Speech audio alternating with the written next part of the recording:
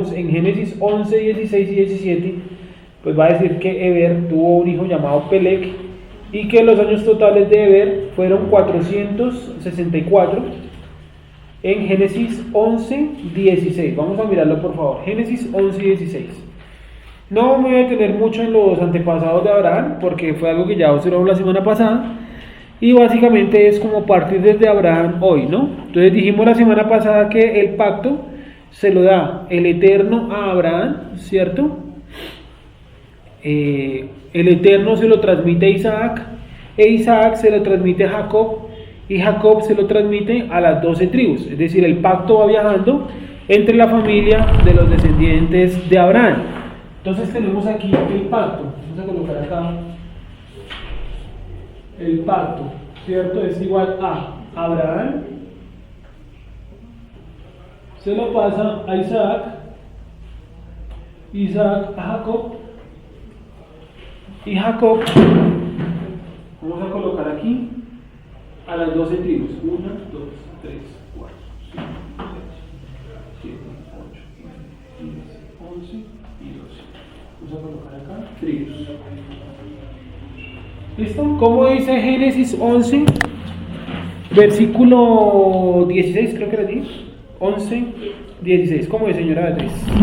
Eber vivió 34 años y engendró a Peleg. Siga con el 17.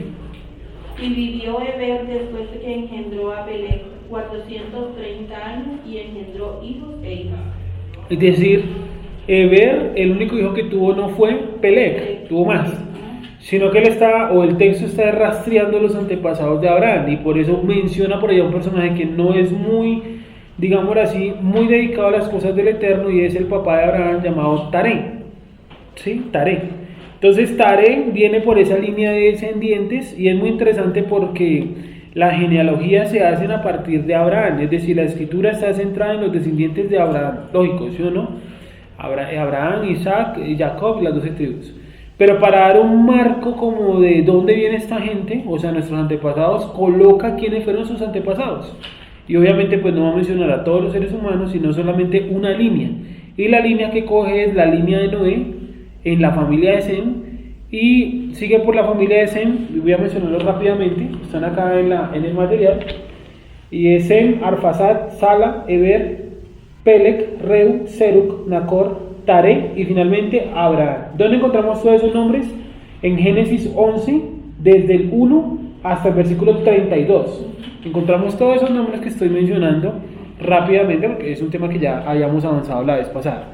Y dijimos también la última vez que si contamos desde Adán hasta Abraham, Abraham es el descendiente, la generación número 20 después de Adán. Es la generación número 20. ¿Dónde encontramos los otros antepasados por ejemplo, de Noé? Los encontramos en Génesis capítulo número 5. Entonces, prediluvianos. Y Génesis 11, postdiluvianos. Entonces, el número 1 es Adán, el número 20 es Abraham. Listo. Hasta ahí yo creo que está todo claro, ¿cierto? Dios entonces, ya lo hemos leído también, llama a Abraham para que sus descendientes hereden la tierra de Canaán y para que sean para el Eterno un pueblo, y él va a ser a su vez para los descendientes de Abraham un Dios, o Dios, no un Dios, Dios. Y les da unas promesas y unas señales. Una de las señales del pacto, el pacto que hizo Dios con Abraham, ¿cierto? Es que iba a multiplicar su descendencia como la arena del mar y como las estrellas de los cielos. Era una señal. Abraham no lo vio hecho realidad. Abraham muere y apenas dejó ¿cuántos hijos? 2 o más. Dejó más, ¿cierto? Porque él tomó una esposa llamada Sétura. Y con esa esposa llamada Sétura tuvo creo que 3 o 4 hijos. Ya lo confirmamos. Vamos a leer el libro de Génesis, ya les digo en dónde está. Es después de la muerte de Sara. La muerte de Sara está creo que en el 23. Sí, 25, capítulo 25. Entonces, estos son los descendientes de Abraham, y encontramos un pueblo que después va a ser como, digamos, los destacados de nuestra historia, es el pueblo de los madianitas. Entonces, tenemos por un lado que Abraham tuvo 2 hijos que es, bueno, Ismael, hijo de Agar, ¿cierto? Isaac, hijo de Sara. Pero aquí están los otros hijos que tuvo Abraham, ahí lo dice, Génesis 25:1. ¿Cómo dice, hermana Beatriz? Génesis 25:1. Dice, Abraham tomó otra mujer cuyo nombre era Sétula. Sí, los comentarios dicen que es la misma Agar. Yo realmente no creo que sea la misma Agar. Yo creo que es otra mujer, una tercera mujer. ¿Y con Sétula? La cual le dio a luz a Sinran, Joksán, Medán, Madián, Isbac y Suá. O sea que en total tuvo con esta mujer un total de 6 hijos, ¿sí? Sí. Y viene luego a colocar los descendientes de cada cual, ¿cierto? Y en el 25:2 dice exactamente al final Medán y luego al lado está Madián, ¿cierto? Entonces ahí están los madianitas. Los madianitas son también descendientes de Abraham, es decir que sobre ellos también hay algún tipo de bendición, o había, pero no sabemos si los desaparecieron, no sé, ¿cierto? Así como también sobre los hijos de Ismael también hay una bendición. El ángel le dice a Agar, yo multiplicaré a tu hijo, ¿cierto? Y le daré una nación fiera para la guerra, su mano contra la de todos y la de todos contra él. Dice, pero él saldrá vencedor. Eso es lo que dice en cuanto a Ismael. Entonces tenemos otros hijos de Abraham que nos hemos mencionado: Sinran, Joksán, Medán, Madián, Isbac y Súa. Y bueno, ahí vienen los descendientes de cada uno de ellos. Y por favor, lee el número 6. 25:6. Sí, señora. Pero a los hijos de sus concubinas dio Abraham dones y los envió lejos de Isaac, su hijo, mientras él vivía hacia el oriente, a la tierra oriental. Sí, los envió hacia dónde? Hacia el oriente. Los envió lejos, no, creo que no dice dónde. Los envió lejos de Isaac, ¿cierto? Su hijo, mientras él vivía, así, ahí dice, abajo dice hacia el oriente, a la tierra oriental, los envió hacia el oriente, ¿sí? Entonces de alguno de ellos se cree que pueden descender las personas con rasgos asiáticos, ¿cierto? O como le decimos aquí en Sudamérica, las personas con rasgos achinados. De algunos de estos acá dice que los envió lejos al oriente, ¿no? Pues si nosotros vamos hacia el oriente, lo más oriental que encontramos Vietnam, Camboya, China, Corea, bueno, las Coreas y Japón, ¿cierto? Que son todos como con esos rasgos muy parecidos. Bueno, entonces, tenemos ya a Abraham ubicado, los antecesores de Abraham, los prediluvianos, Génesis 5, postdiluvianos, Génesis 11, ¿cierto? Eso está ahí claro. Viene Abraham, vamos a coger solamente una de las líneas de Abraham. En este caso vamos a tomar únicamente a su hijo Isaac, ¿cierto? Isaac, ¿cuántos hijos tuvo según la escritura? 2 hijos, ¿no? Esaú y Jacob. Pero la descendencia o la bendición va a estar solamente ligada ¿a quién? A Jacob. Vamos a ver el nacimiento de los 2 niños así rápidamente. Estamos ahí en Génesis 25:19, ahí mismo. Génesis 25:19. Estos son los descendientes de Isaac, hijo de Abraham. Abraham engendró a Isaac. Y era Isaac de 40 años cuando tomó por mujer a Rebeca, hija de Betuel, arameo de Padán Aram, hermana de Labán arameo. Gracias. Ahora le damos por favor el 24. Cuando se cumplieron sus días para dar a luz, he aquí habían gemelos en su vientre. Y salió el primero, rubio, y era todo velludo como una pelliza, y llamaron su nombre Esaú. Después salió su hermano, trababa su mano al calcañar de Esaú, y fue llamado su nombre Jacob. Y era Isaac de edad de 60 años cuando ella los dio a luz. Listo, ahí está el nacimiento de Esaú y Jacob. Entonces, como vemos, siempre nos toca coger una de las ramas, ¿verdad?, de los descendientes. Entonces, volvemos nuevamente a retomar ese pedacito. Abraham viene de la línea de los descendientes de Sem, de la familia de Arfaxad, y ahí vienen los descendientes, ¿cierto? Arfaxad, listo, está Abraham. Abraham no solamente tuvo a Isaac, él también tuvo a Ismael y a los que acabamos de leer, ¿cierto? Sinran, Joksán, Medán, Madián, Isbac y Súa. Y vamos a coger solamente por la línea de Isaac, de los descendientes de Abraham. Isaac tuvo 2 hijos, tuvo a Jacob y tuvo a Esaú, ¿cierto? Siendo Esaú el mayor. Y vamos a coger solamente por la línea de Jacob. ¿Por qué? Porque la bendición se la entrega Isaac ¿a quién? Vamos a leer entonces, por favor,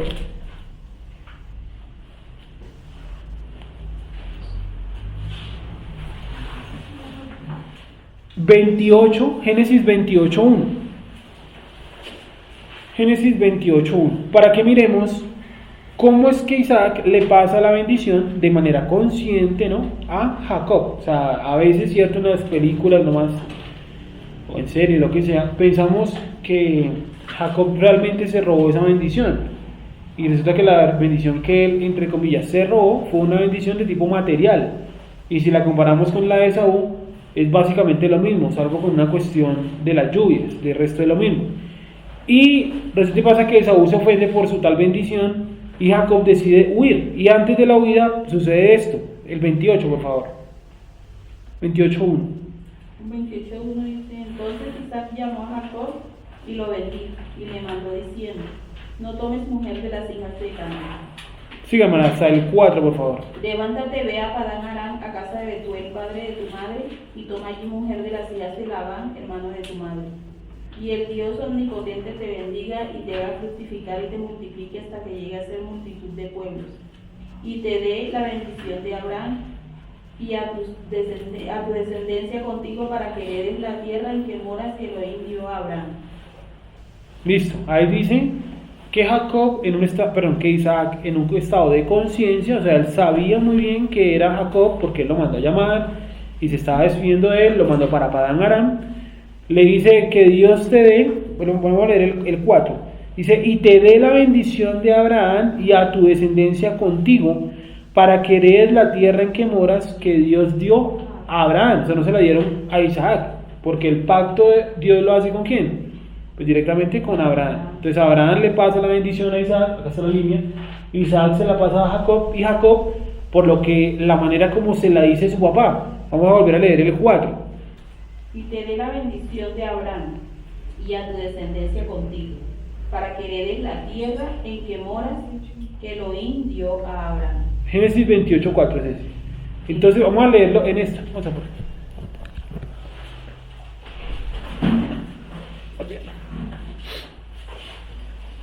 28.4. ¿Listo?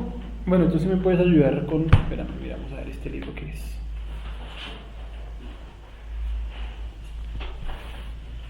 Esta que es la Torá. Eso, 28.4. Entonces le dice: te dé a ti y a tu descendencia contigo. Es decir, Isaac mete dentro de la bendición, dentro de la promesa, a los descendientes de Jacob. Y aquí sí son todos los descendientes de Jacob. ¿Sí o no? Miren que Abraham le dice: tu hijo, tu único hijo. En otra parte le dice: tu hijo al que tú amas. Tú tendrás un hijo de Sara. O sea, le está haciendo muy específico, un hijo. A Isaac le dice: el mayor servirá al menor. Es decir, le dijo: uno de tus dos hijos no va a ser. Pero Jacob le dice: a tu descendencia contigo. O sea, los metió o nos metió a todos. ¿Vale? Entonces, al Isaac decir esas palabras, pasa la bendición a Jacob e inmediatamente abre el campo para que se metan todos los descendientes de Jacob, sean los que hayan sido. ¿Cuántos hijos tuvo Jacob? 13, ¿cierto? Con Dina. 12, los patriarcas de cada tribu, y Dina.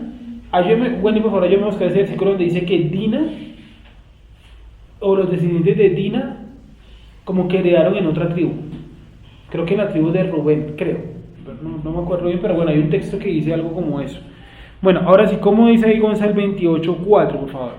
28.4. Que te dé a ti y a tu descendencia la bendición de Abraham, para que heredes la tierra que Elohim le dio a Abraham, en la que previamente viste solo como un extranjero. Listo. Léelo tú, por favor, 28.4. Entonces le dice: a ti y a tus descendientes. Inmediatamente abrió el campo para que cualquier hijo que tuviera Jacob entrara dentro de esa promesa. ¿Sí? Y pues por eso todos los hijos que tuvo Jacob fueron nombrados patriarcas, ¿sí? O padres en sus tribus. ¿Por qué? Porque estaban metidos dentro de la bendición. Jacob no los metió su abuelo Isaac. Léelo, por favor. El abuelo de los hijos de Jacob. Que te entregue la bendición de Abraham a ti y a tu descendencia contigo, para hacerte heredar la tierra de tu residencia que entregó Dios a Abraham. Otra vez el primer pedazo. La de los hijos contigo, ¿cómo es? Que te entregue la bendición, que te entregue la bendición de Abraham a ti y a tu descendencia contigo. A ti y a tu descendencia contigo. Sí, ahí hay unas cosas hasta proféticas, de cómo los 12 patriarcas en su vida, bueno, salvo tal vez Joseph, ¿no? Pero en su vida nunca se iban a separar de su papá. Ustedes se dan cuenta que cuando los 12 van a buscar alimentos, los 12 habitaban con Jacob. Y solamente hay un texto que dice que, y alejándose fulanito de tal, de su padre, y narra la historia de uno de los patriarcas. ¿De cuál de los patriarcas es el que narra eso? Hay nosotros que hemos leído las parashats.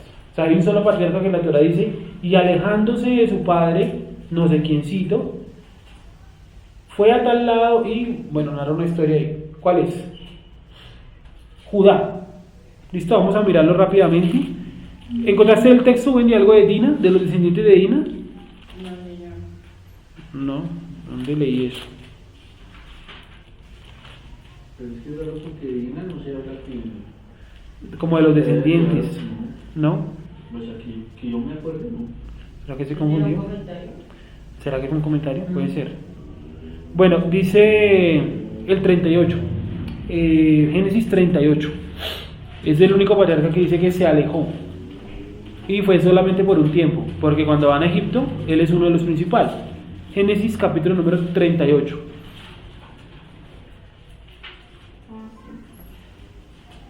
Y aconteció en aquel tiempo que Judá se apartó de sus hermanos y se fue a un varón adulamita que se llamaba Ira. Listo, hasta ahí, gracias.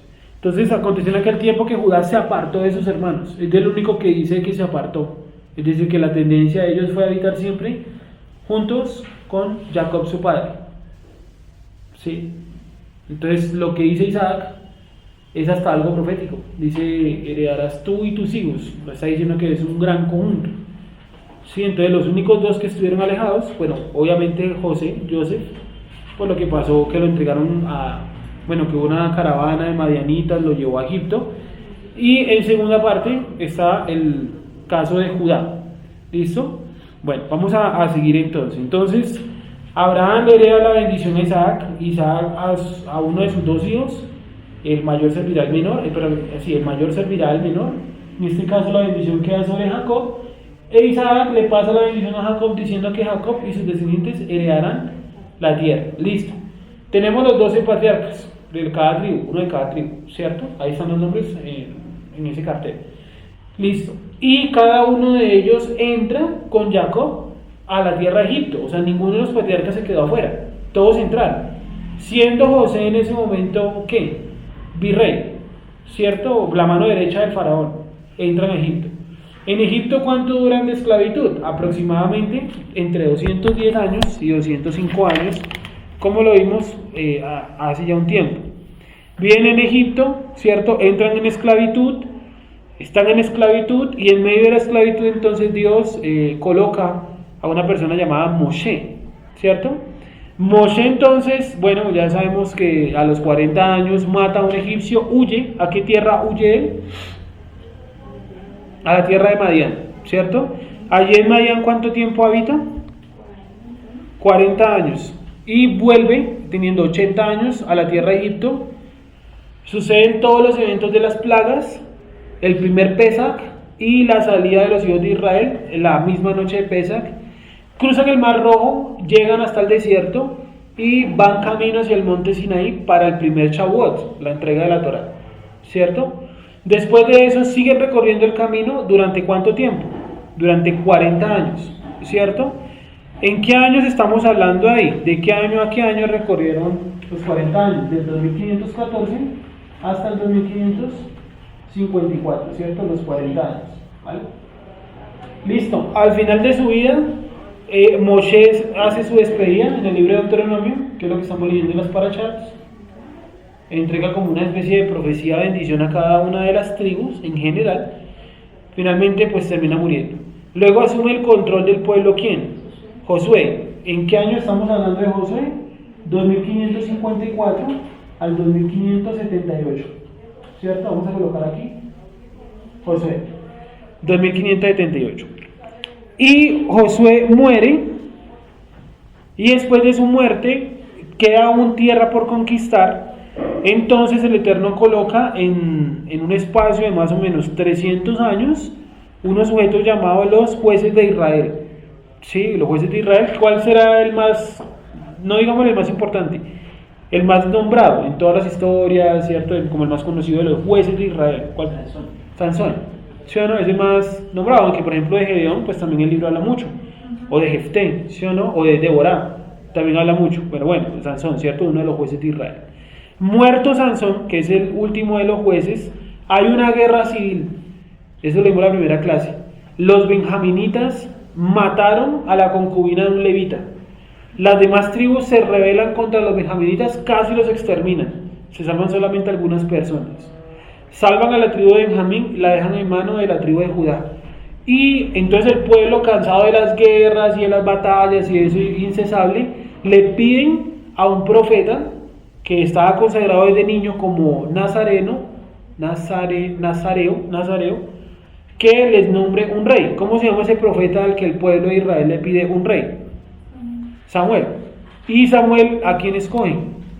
A Saúl, ¿cierto? El cual recibe la acción de profetizar cuando está en medio como del pueblo, está como en medio de una fiesta y él recibe ahí la acción de profetizar, es nombrado rey. ¿Listo? Entonces hicimos un recorrido muy rápido, los jueces de Israel, del 2578 hasta el 2909.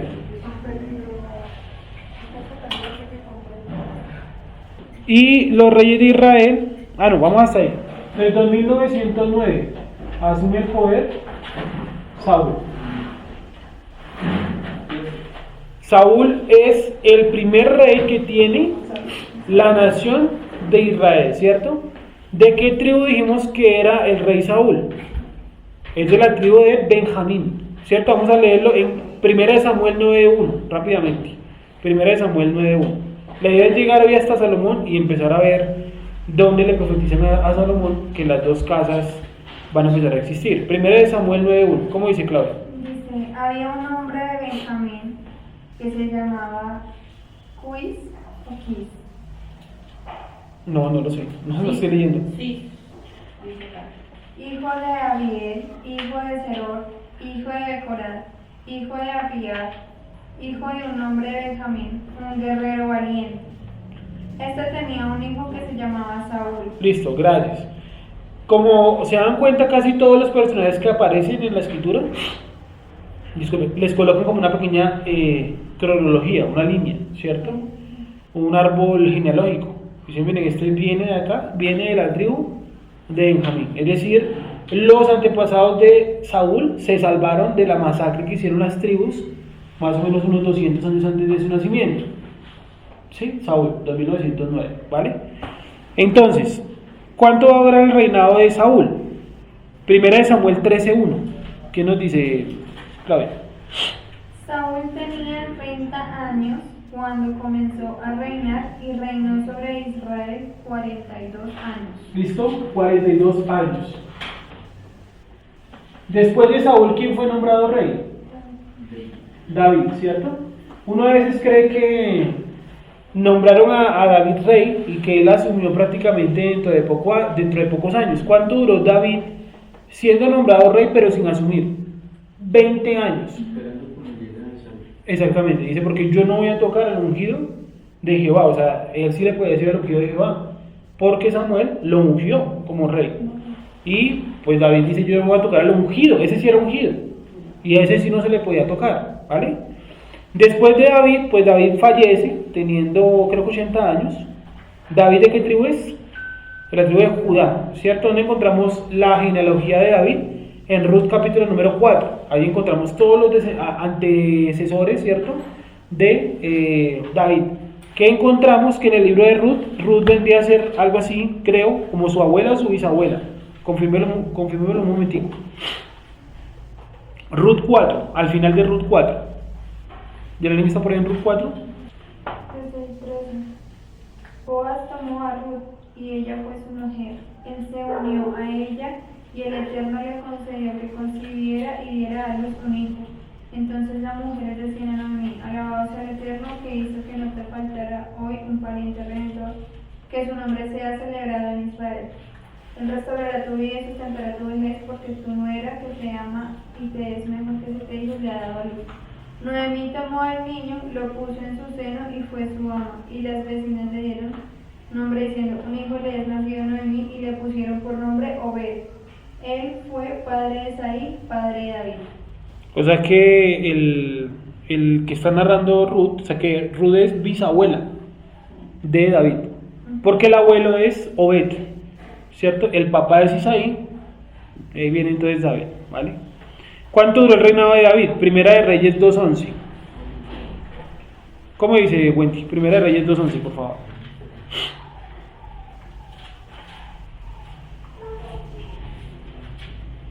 Los días que reinó David sobre Israel fueron 40 años. 7 años reinó en Hebrón y 33 años reinó en Jerusalén. Lo parte así en dos. Y finalmente Salomón. Primera de Reyes 11:42. Salomón, hijo de David. ¿Quién era la madre o la mamá de Salomón? Betsabé. ¿Listo? Ya la vamos a mirar también. Hay uno que dice, Jorge, por ejemplo, un versículo que dice, estos son los hijos de, estos son los hijos de David, y coloca a todos los hijos, hasta los que se murieron y todo, y con las mamás, creo que eso está en Primera de Reyes, tal vez 7 o tal vez 8. ¿Listo? Entonces, Primera de Reyes 11:42, ¿cómo dice Wendy? Los días que Salomón reinó en Jerusalén sobre todo Israel fueron 40 años. 40 años también. ¿Listo?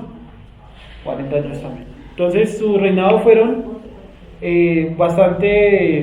fueron iguales, ¿no? En extensión de tiempo. Salvo tal vez el de Saúl, que duró 2 años más hasta que Saúl perdió la vida en el campo de batalla, ¿no? ¿Con Saúl. los hijos de las concubinas o sin los hijos de las concubinas? No, todos, leamos todos. Denos el pasaje, por favor. No, encontré pues de los sin hijos de las concubinas. Pero ahí no está Absalón, no está Salomón. Sí, es el primero. Eso, ese es el pasaje. Primera de Crónicas. Sí, ese. Primera de 3:9, sí. Primera de Crónicas 3:9. Estamos tratando de ubicarlos a todos como en sus árboles familiares. Primera de Crónicas 3:9. Ah, sí. Vamos a leerlo. No, el 3:1. 3 del 1 al 9 es. Eso es. Hágale, Juan. ¿No? Ujú. 3:1. Estos son los hijos de David que le nacieron en Hebrón. Adnón, el primogénito, de Ahinoam, Jezreelita, el segundo. Daniel, de Abigail, la de Carmen. Eso es parecido a negro. El tercero, Absalón, hijo de Maca, hija de Talmai, rey de Jesús. El cuarto, Adonías, hijo de Agit. Listo, esa Adonías es importante. Tengámoslo ahí entre remo. Adonías, hijo de Agit, después va a ser importante. 3. El quinto, Sefatías, de Abital. El sexto, Itrean, de Etla, su mujer. Estos 6 le nacieron en Hebrón, donde reinó 7 años y 6 meses. Y en Jerusalén reinó 30, y en Jerusalén reinó 33 años. Estos 4 le nacieron en Jerusalén: Simea, Sobab, Natán y Salomón, hijo de Betsua, hija de Amiel. Y otros 9, Ibar, Elisama, Elifelet, Nogad, Nefec, Jafía, Elisama, Eliada y Elifelet. Todos estos fueron los hijos de David, sin los hijos de las concubinas, y Tamar fue hermana de ellos. Listo. Entonces ahí mencionó pues la cantidad de hijos que tuvo David, ¿no? A veces uno no tiene presente, que sean tantos, ¿sí o no? Y por lo menos, y me parece que el 9, pues es increíble, dice, sin contar los hijos de las concubinas. Sí, porque cuando yo lo estaba leyendo yo dije, bueno, esta es concubina, y al final me doy cuenta que no son las concubinas, son las que él tomó como esposas oficiales del rey. Sí, y tuvo pues no los conté, habría que contarlos, pero supongo que son más de 14 o más de 13, con todos los que mencionó, todos los que leyó Juan Pablo.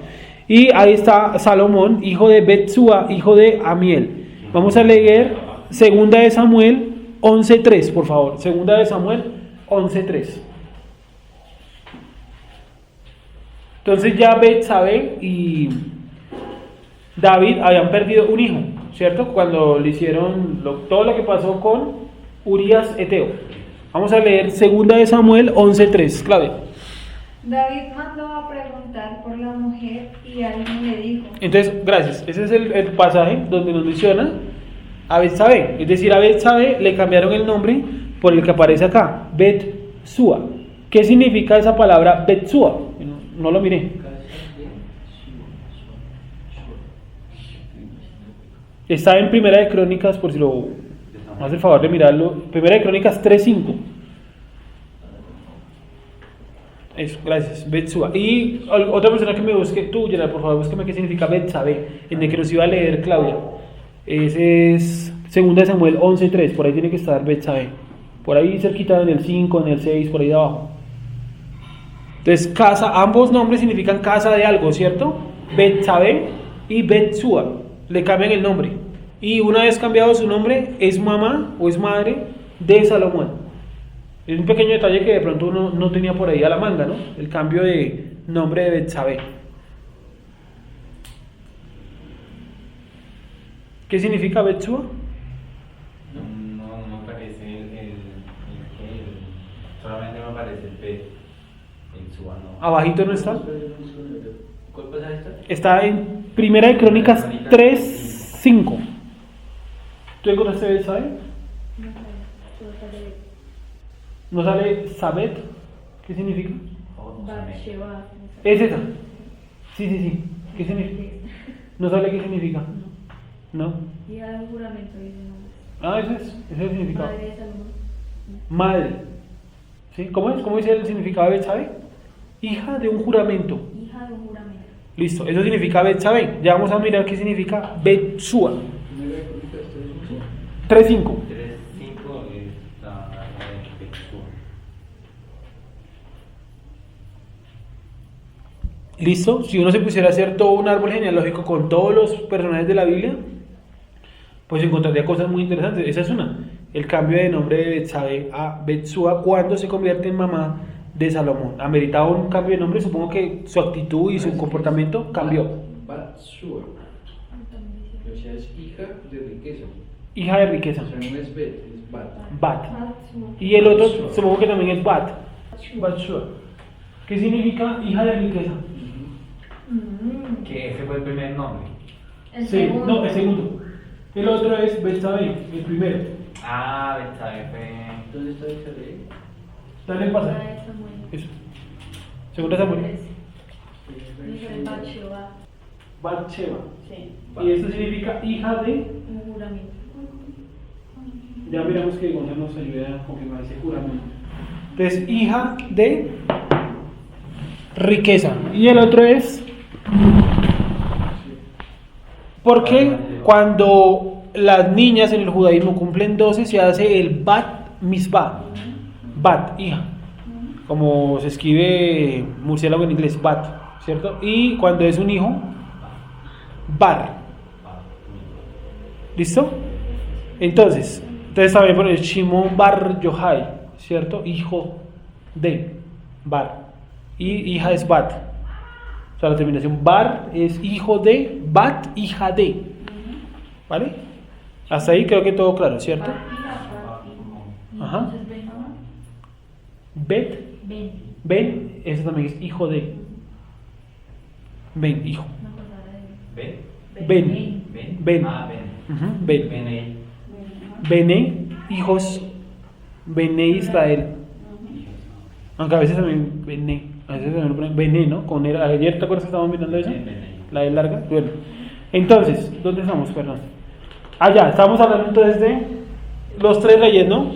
La nación de Israel, la nación, las 12 tribus solamente tuvieron estos 3 reyes, que son Saúl, David y Salomón.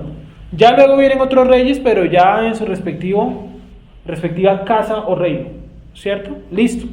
Llegó el tiempo de Salomón. Salomón es recordado como uno de los hombres más sabios, ¿no?, de toda la historia. Y creo que todos lo recordamos principalmente por escritos como la mayoría de los proverbios y principalmente el libro de Eclesiastés, que se lo atribuye, ¿cierto? Se lo atribuye al final, el libro de Eclesiastés. No sé qué significará la palabra Eclesiastés, no tengo ni idea cómo se llamará el libro. Cogelet, creo que se llama, o Cogelet es los proverbios. ¿Sí? No me acuerdo. ¿Los proverbios cómo se llaman entonces? Bueno, ya miramos el significado. Entonces, él... Ajá, ¿y los proverbios? ¿Cómo, Juanpi? Una pregunta. ¿Quién podría Mishle, así. le era permitido a Rey tener varias mujeres? Sí, porque la Torah dice que no tome muchas mujeres para sí, pero no es, la Torah dice que no tome muchas mujeres para sí, pero... ¿La Torah o el Tanaj? No, la Torah. Vamos a mirarlo. Ya les digo qué texto está. Pide que no tome tres cosas, Juan Pablo: caballos, Muchos oro, caballos, muchos caballos. los tres colocan muchos caballos, creo que también dice mucho oro y muchas mujeres. Si me lo ayudan a buscar, eso está al final de Deuteronomio, casi. ¿Está en esta paracha o en la anterior? En la anterior creo que no, o no sé, la mente. Busquemos muchos caballos o muchas mujeres. Sé que está en la Torah. Sí, está en esta paracha. ¿Cómo dice Wendy? Está en el 17, 14. Deuteronomio 17:14. Vamos a mirar por qué a los reyes se les permitía tomar más de una mujer.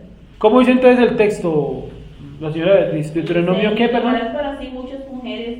A ver, espera. ¿Deuteronomio Pero qué? él, sí, Deuteronomio 17, 17, 14. Bueno, 17, 14.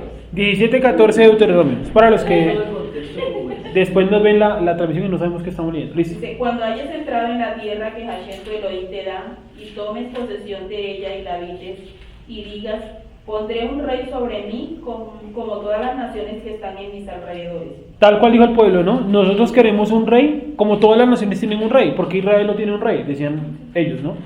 Y Saúl significa eso, ¿no? Pedido, exigido, reclamado. Listo. Ciertamente pondrás por rey sobre ti al que Hashem tu Elohim escogiere. De entre tus hermanos pondrás rey sobre ti. Ojo, ¿a cuál escogió Dios? A David. A ese sí le dice a Samuel: ve y unge a tal.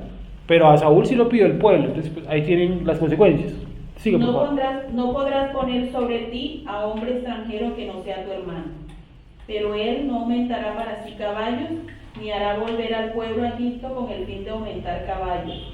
Porque Hashem os ha dicho: no volváis nunca por este camino. Bueno, esa es una discusión interesante, porque los macabeos, ellos no podían denominarse reyes, pero ellos se autodenominaron reyes.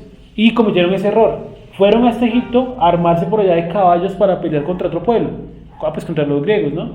Y ese versículo de la Torah los macabeos lo incumplen. Entonces ahí mostramos que todos los reyes de los macabeos es inválido, porque la Torah dice que no lo harán. Además que ellos eran levitas, no tienen por qué meterse en el reinado. Bueno, entonces no hará que caballos, otra vez ese pedacito. Pero él no aumentará para sí caballos, ni hará volver al pueblo a Egipto. Sí. Con el fin de aumentar caballos. Ajá. Porque Hashem os ha dicho: no volváis nunca por este camino. Sí. Ni tomará para sí muchas mujeres, para que su corazón no se desvíe, ni plata ni oro amontonará para sí en abundancia. Sí, lo malo es que no da un tope. Dice muchas mujeres. Los caballos que las mujeres sí tienen. Los caballos, porque se puede sentir poderoso. Si ve que- Entonces puede llevar a Israel a un montón de guerras innecesarias, ¿no? Está hablando caballos, los caballos se usaban exclusivamente para la guerra. Entonces se colocaba, era en una posición de yo soy el que los mando. Y creo que hay otra, o yo no me acuerdo si es un mandamiento para todos, y es que no hará censo. Así. Y que David incumple ese, ¿no? Que él hace un censo. Ahí también lo dice, lo del censo. Que nunca, no se censará, no los contarás. Bueno, hay un mandamiento que prohíbe también hacer censos. Entonces se contaban que eran las medios cheques. Ajá, listo. Entonces vamos nuevamente: caballos, carros, no volver a Egipto, no, perdón, caballos, no volver a Egipto para hacerse de caballos, mujeres, plata, ni oro, ahí está. Pero no coloca un límite. Y debe escribir un secreto. Ahí creo que sigue, ¿cierto? Sigue, hermana, por favor. Dice: y cuando se siente sobre el trono de su reino, entonces escribirá para sí en un libro una copia de esta ley del original que está al cuidado de los sacerdotes levitas. Sí, o sea que esa es una prueba para mostrar que la Torah ya estaba escrita desde esa época, porque hay mucho mentiroso que dice que no, que la Torah es una compilación hecha en Babilonia post Jeremías, que no, que la Torah surgió por ahí en la Edad Media. Pura basura, porque ahí ya había una original. ¿Qué versículo es ese? 17, 10, 14 al Siga, hermana, por favor. Creo que ahí se acaba, ¿no? No, y lo tendrá consigo y leerá en él todos los días de su vida para que aprenda a temer a Hashem su Elohim, para guardar todas las palabras de esta ley y estos estatutos, para ponerlos por obra. O sea, Para que no se eleve su corazón sobre sus hermanos, ni se aparte el mandamiento a diestra ni a siniestra, a fin de que prolongue sus días en su reino, él y sus hijos en medio de Israel. bueno, yo supongo que esa ley, por lo que veo en la escritura, no veo a Saúl que la haya cumplido, a David tampoco dice que la haya cumplido, y a Salomón tampoco dice que la haya cumplido. ¿Sí o no? Yo supongo que David y Salomón sí lo hicieron, principalmente Salomón. Y bueno, de pronto sí, David dicen que no la escribió, pero David se la sí, Sí, claro. conocía muy bien. Y de hecho, Dios lo coloca de ejemplo a David para Salomón. O sea que perdón, David no era cualquiera. Y vamos a ver ahorita que al final de su vida, David le recrimina, Dios le recrimina a Salomón no ser como David. Los tres reyes, Saúl, David y Salomón. Ahora vamos a ver el final de la vida de Salomón. Primera de Reyes, capítulo número 11. Entonces, como ahí se dan cuenta, no coloca el tope, dice no tomará para sí muchas mujeres, pero no dice cuántas. Ya vamos a pasar de uno que tuvo como 10, que es David, a uno que tuvo 1000. Primera de Reyes, capítulo número 11. Exacto. No sé si esa palabra muchas tendrá algún significado numérico o si es una percepción más subjetiva. O sea, que yo diga 2 son muchas, 3 son muchas, 4 son muchas. ¿Cómo dice Wendy, por favor? 11.1, sí. ¿Estamos todos ahí? Sí, que ese es el texto que vamos a utilizar hoy de central. Dice, Primera de Reyes 11. Pero el rey Salomón amó, además de la hija de Faraón, a muchas mujeres extranjeras, a las de Moab, a las de Amón, a las de Edom, a las de Sidón y a las Eteas, Sí. gentes de las cuales Hashem había dicho a los hijos de Israel, no llegaréis a ellas, ni ellas se llegarán a vosotros, porque ciertamente harán inclinar vuestros corazones tras sus dioses. A estas pues se juntó Salomón con amor. Sí, y yo miré esa palabra amor y efectivamente es ahabá, con amor. Sí, no, yo pensé que de pronto era otra cosa, como con deseo, pero no. Sigue, Wendy, por favor. 3. Y tuvo 700 mujeres. Ahí está. ¿Y mujeres cuántas? reinas, y 300 concubinas, y sus mujeres desviaron su corazón. O sea, en total, 700 mujeres reinas Y 300 concubinas. y 300 concubinas. Creo que incluso el número está raro porque deberían ser más las concubinas que las reinas, ¿no? Está como raro ese número. Y cuando Salomón era ya viejo, sus mujeres inclinaron su corazón tras dioses ajenos, y su corazón no era perfecto con Hashem su Elohim, como el corazón de su padre David. Sí, ¿de qué lo acusa el Eterno? De haber inclinado su corazón a dioses. Y nosotros vemos que en la vida de David, pues pudo haber tenido cualquier cantidad de errores como todos nosotros y como todos los personajes de la Biblia, pero nunca fue idólatra. Nunca adoró otro Dios. Jamás. Sí, Saúl fue y visitó una bruja. O sea, cometió un acto que la Torá meritaba que muriera, ¿no? Y bueno, al día siguiente murió. Hizo sacrificios a Baales. También. Y hizo un sacrificio él mismo, tomando el papel de sacerdote. Las mujeres con las que estuvo David eran, digamos, de la misma fe. Hay algunas que no, porque por ahí dice que no sé quién, hija de Jesús, y rey de Jesús. Ese es un rey de otra nación. Sí, y pues Salomón sí desvió su corazón y terminó en idolatría. Sigamos ahí. El Eterno lo acusa no por las mujeres. No, por la idolatría. Y creo que el versículo clave es sus mujeres. Ese es el versículo clave, el 4. O sea, nunca recrimina a las mujeres porque la recriminación viene atrás. Y es para qué se metió con ella, bueno, listo. Pero miren lo que hacen las mujeres. El 4. Y cuando Salomón era ya viejo, sus mujeres inclinaron su corazón tras dioses O ajenos. sea, lo está acusando de ser ¿qué? Idólatra. Idólatra. Sigamos. Y su corazón no era perfecto con Hashem su Elohim, como el corazón de su padre David. Porque Salomón siguió a Astoret, diosa de los sidonios. O sea, a la diosa del cielo o reina del cielo, ¿cierto? Astoret, que es la misma Astarte, Semiramis. ¿Cómo se llama la esposa de Nimrod? Ah, sí, Semiramis. Sigamos. Y a Milcom, ídolo abominable de los amonitas. Es la versión de Baal, en versión amonita. Sigue, por favor. E hizo Salomón lo malo ante los ojos de Hashem, y no siguió cumplidamente a Hashem como David su padre. Sí, está hablando de idolatría. Como les digo, David nunca cometió un acto de idolatría o de adorar a otro Dios, nada de eso. ¿Sí? Sigue, por favor. En eso David sí es totalmente recto. En lo demás, bueno, ya sabemos que tuvo bastante problema. Sigue. Entonces edificó Salomón un lugar alto a Quemos, ídolo abominable de Moab. Esa es la versión de Baal. Entonces, les voy a explicar aquí rápidamente que no me voy a extender mucho porque en Chaval vamos a ver. El dios principal de los cananeos es Baal, pero tiene diferentes versiones. Léeme por favor, Wendy, el primero que leíste. Creo que es Moloch. Masculino, Milcom. Milcom, ¿cierto? Milcom. ¿Ese Milcom de qué país es? Amonita. Milcom, de los amonitas. El concepto es el mismo.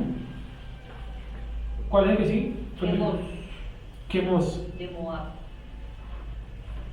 de Moab. Estas dos naciones eran hermanas, ¿no? Amonitas y moabitas. ¿Descendiente de quién? ¿De quién? De Lot, de las hijas de Lot. Y bueno, sí. Y estas eran las versiones que ellos tenían en sus pueblos, como decir hoy la Virgen, ¿cierto? De Guadalupe. Que no sé, la de Guadalupe, la de Puerto Madero, ¿cierto? Lo que sea. En fin, es lo mismo. Sigamos, Wendy, por favor. ¿Qué más? ¿Hay alguno otro? Sí, Moloch, el de los de Amón. ¿Otros de Amok? ¿De Amón? Moloch de Amón. Listo.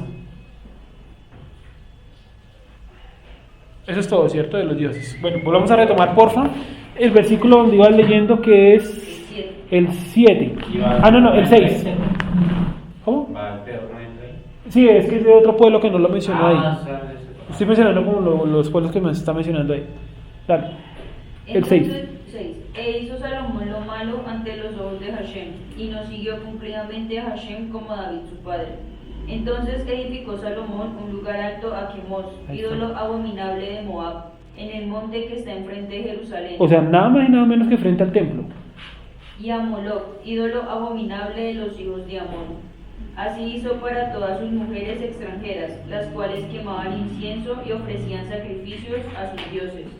Y se enojó Hashem contra Salomón por cuanto su corazón se había apartado de Hashem, Elohim de Israel, que se le había aparecido 2 veces. Bien, tengámoslo un momentico ahí. Vamos a mirar las 2 veces que Dios se le apareció a Salomón.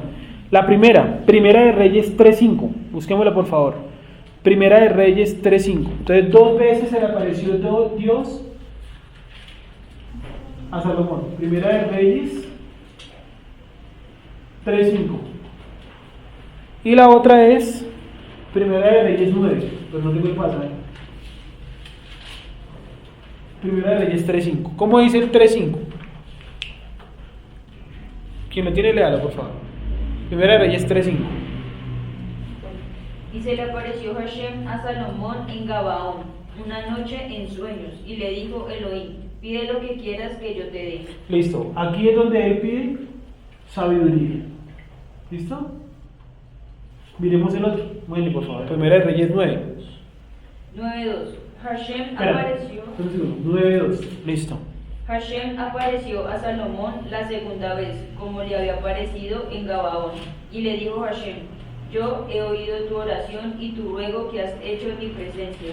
Yo he santificado esta casa que tú has edificado para poner mi nombre en ella para siempre, y en ella estarán mis ojos y mi corazón todos los días. Sí, la dedicación del templo es eso. ¿Listo? Creo que el título incluso dice eso, ¿no? ¿Cómo dice el título? Pacto de Elohim con Salomón. Y el siguiente no dice consagración. Otras actividades de Salomón. Eso es como un periódico.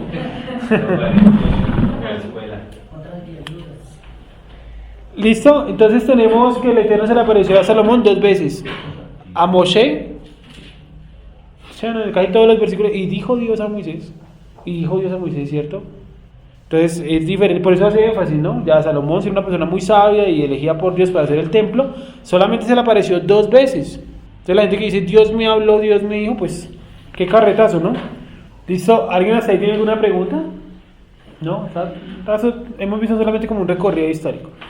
Y vamos a seguir, Wendy, por favor. Primera de Reyes 11, donde íbamos. Una preguntita. Señor. ¿Hay algún registro de que Salomón se haya arrepentido al final de todas las barbaridades? Pues dicen que el libro de Eclesiastés es eso, es un arrepentimiento de él. Creo que al final sí dice que al final de su vida se arrepintió, creo, pero ya lo miramos a ver. Pero dicen que el libro de Eclesiastés es escrito final antes de su muerte, cuando él se da cuenta que todo lo que hizo es vanidad, después de mucho tiempo de haber pecado. Bueno, después le traigo ese dato, mano, porque no me acuerdo en este momento por dónde está.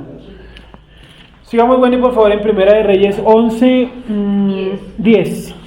Y le había mandado acerca de esto, que no siguiese a dioses ajenos, mas él no guardó lo que le mandó Hashem. O sea, lo está recriminando por la idolatría. ¿Dónde estamos? Primera de Reyes 11 arranca.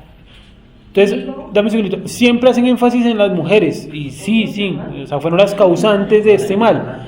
Pero el mal por el cual le están recriminando a Salomón es por la idolatría.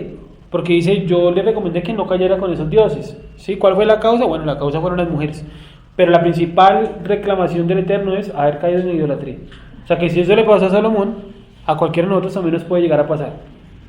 Sí. O sea que él nunca, Básicamente. digamos que las mujeres que tuvo nunca nunca accedieron a entrar a la fe hebrea, como a aprender de él, sino que siguieron con su cultura. Sí. Y los hijos de él muy seguramente. Es que ahí está Ninguno, el error de Salomón, porque si él hubiera sabido la Torah, sabe que hay un mandamiento que le dice, no te casarás con mujer fuera de tu pueblo.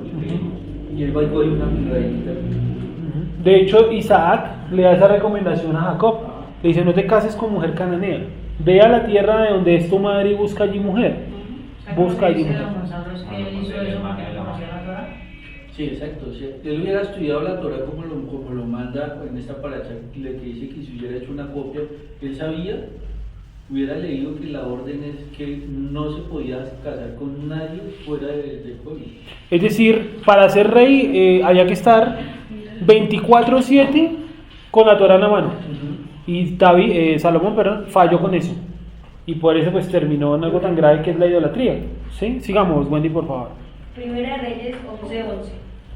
Y dijo Hashem a Salomón, por cuanto ha habido esto en ti, y no has guardado mi pacto y mis estatutos que yo te mandé, romperé de ti el reino, y lo entregaré a tu siervo. Sí, o sea que en algún punto, ya sabemos cuál, Salomón dejó de ser pueblo para Dios. Y dejó entonces Dios de ser su Dios. El Eterno dejó de ser su Dios.